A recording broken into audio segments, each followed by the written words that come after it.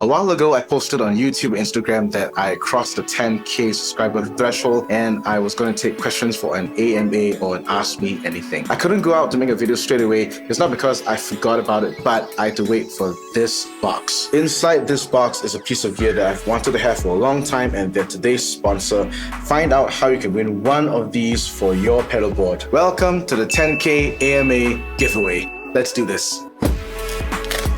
And today's sponsor is Rockstar Pedal. One of you guys will win this. 10,000 of you chose to subscribe to a bedroom musician, producer, boomer dad, and I'm beyond honored that you'd stay for the ride.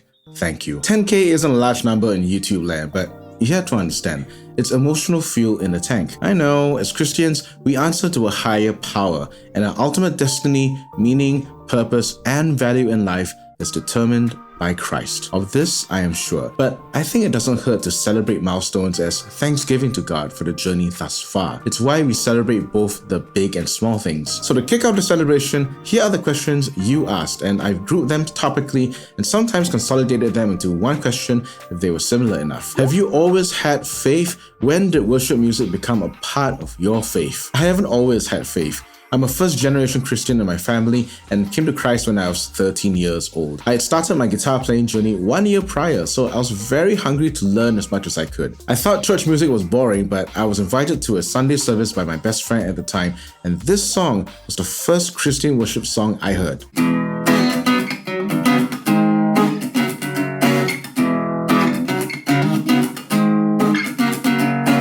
I was hooked and got saved soon after. I was plugged into a boys' cell group at the same time, and one of the members was an amazing musician who soon became my guitar tutor. He taught me my first worship songs, and those jam sessions began being invited to serve as the guitarist in cell group, then on to the children's ministry worship team, then on to the youth ministry worship team, then on to the contemporary service worship team, all of which to say, worship music has been an integral part of my faith and my life for the greater part for 25 years. What else do you do for a living, and who are the kids in your videos? I like how this question was phrased, what else, as if I'm doing YouTube full-time. Just to be clear, I'm not a full-time YouTuber. I'm a program executive at the Methodist School of Music, Singapore, where I design, curate, and implement band-level training for contemporary worship ministries.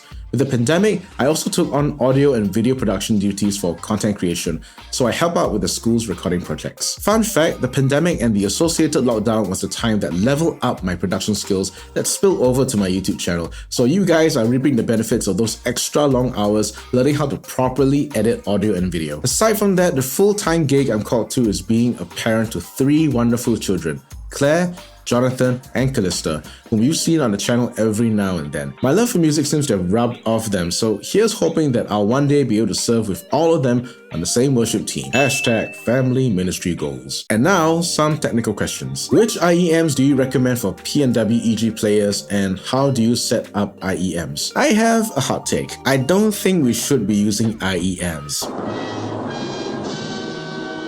Let me explain. Unless you have custom in-ear molding where you can block out 100% of the ambience and have a monitoring engineer who can properly mix, you'll always be dealing with a muddy in-ear mix. I prefer open back headphones for monitoring, which is technically wrong because the ambience from the outside bleeds in. Here's what I do. Ambience matching. I embrace the ambient bleed from the outside and build my in-ear mix to match it. Normally, the front of house pushes vocals the loudest. Based on how audible the vocals are when I wear my headphones, I tweak my click and my guitar mix to match that volume. The resulting mix feels much more alive, and the volume of my in-ear mix is a lot lower so I don't kill my ears. I've done a video explaining this in detail, which you can check out in the cards and in the description box. What do you think of tonal expression when diverging from the recorded version?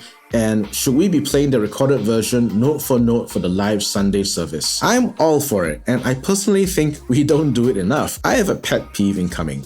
It's unfortunate that with the recent proliferation and popularity of multi-tracks, there's this expectation that everyone copies and pastes the stems into the Sunday service note for note. Here's the thing, God didn't make you to be a glorified cover band. He made you with a unique voice on your instrument. Have 100 musicians lined up back to back, have them play the same passage, and there'll be 100 ways to play it. And I think the nicest sounding renditions are those that integrate the unique strengths and nuances of the player. Own your sound. I believe you channel the glory of God when you play the way you're meant to play. If that's with the stylistic nuances of blues, shred, or shoegaze, play on. Which brings me to a secondary point. Make the song yours. Your church will have its own sound. If that's not Planet Shakers with their multiple synths and distorted guitars, find a way to integrate the different sounds of your team into something cohesive.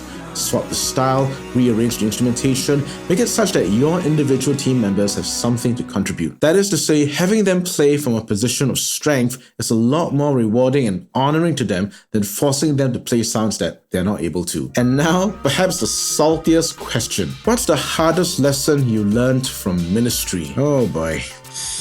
Hope I don't get in trouble. There are many hard lessons to be learned in the course of full-time ministry, which could warrant their own individual videos, but here's one that I think anyone wanting to go into full-time should know. The office environment of working in full-time ministry is not going to be very different from the office environment working in a secular company, because both kinds of workplaces are made up of people, and people will let you down. Consider what might happen in a secular company. People gossiping behind your back, people making moves to put themselves in a better position than you, people keeping track of what you say and do as ammunition for later. Do you think that's different in a church office? It's supposed to be different, and many times it is, but be prepared that it's not. Be prepared that what you share in confidence for prayer could be brought to the pastor as proof that you have issues and don't have what it takes. Be prepared for people cooking up overlapping and sometimes counterproductive programs just to meet their KPIs, and suggesting to do things differently is going to be interpreted as rebelliousness. I'm not saying all this has happened to me.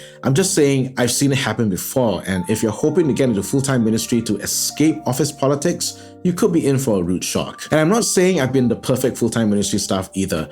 I've done things I'm not proud of, and I've made a lot of mistakes, but in a gracious environment where forgiveness is the name of the game, I'm thankful that I didn't make these mistakes when I was on the outside. Thank you for these questions. It was fun preparing responses for them, and I hope you were blessed. Speaking of blessed, here are the giveaway details. In the description box and the pinned comment below, you'll find a link to participating in the giveaway. 2 Rock Stock Pedals bright switches are up for grabs for 2 of you, and every action you perform in that link increases your chances of winning. Due to limitations of shipment, the giveaway is restricted to the United States. The Rock Stock Bright Switch is a pedal that will help you play better. How? It's an LED pedalboard light for dark stages, and having watched some of your church live streams, some of you have really dark stages. You'll also be able to use the second USB output to power your camera that you use to record yourself so you can go back to review your playing. That's really cool. The giveaway will last for a month, so there's plenty of time to get all those actions done. I'll be using the Friday release video to announce the giveaway winners, so remember to subscribe and hit the bell icon so that you don't miss the announcement. Thank you to Rock Stock Pedals for sponsoring this giveaway. See you then.